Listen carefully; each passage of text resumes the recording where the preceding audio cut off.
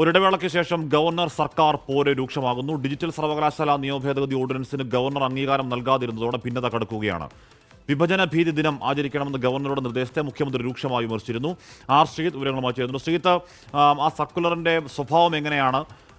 ആ ദിവസത്തെ കടുക്കുമ്പോൾ സർക്കാർ ഗവർണർ പോര് വീണ്ടും പുതിയ പോർമുഖമായി പരിണമിക്കാൻ ഇടയുണ്ടോ? ശ്രീജിത്ത്,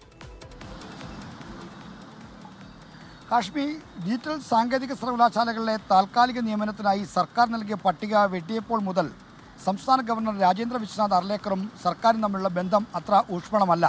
മാത്രമല്ല, അക്കാര്യത്തിൽ മുഖ്യമന്ത്രി അടക്കം പലതവണ പ്രതികരിച്ചതോടെ രാജ്ഭവനും ഗവർണർക്കുമിടയിലുള്ള ബന്ധം സർക്കാരിനുമിടയിലുള്ള ബന്ധം മോശമായിരിക്കുകയാണ്. അതിന് പിന്നാലെയാണ് ഇപ്പോൾ ഓഗസ്റ്റ് 14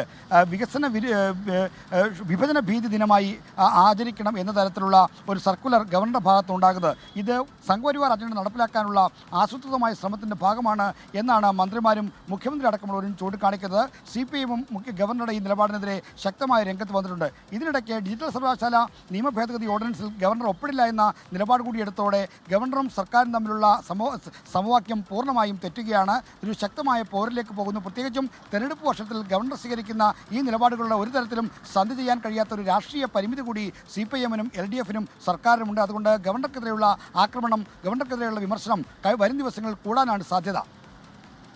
ഓക്കെ, ആർ ശ്രീജിത്താണ് രണ്ട് വാർത്തകളുടെ വിവരങ്ങൾ നൽകിയത്. ഇപ്പോൾ എന്താണ് വിഭജന ഭീതി ദിനം എന്നതിന്റെ പേരിൽ ഇനി എന്തൊക്കെ ഉണ്ടാകാൻ പോകുന്ന പുകിലുകൾ എന്ന് നമുക്ക് വരും ദിവസങ്ങളിൽ കാത്തിരുന്നതാണ്.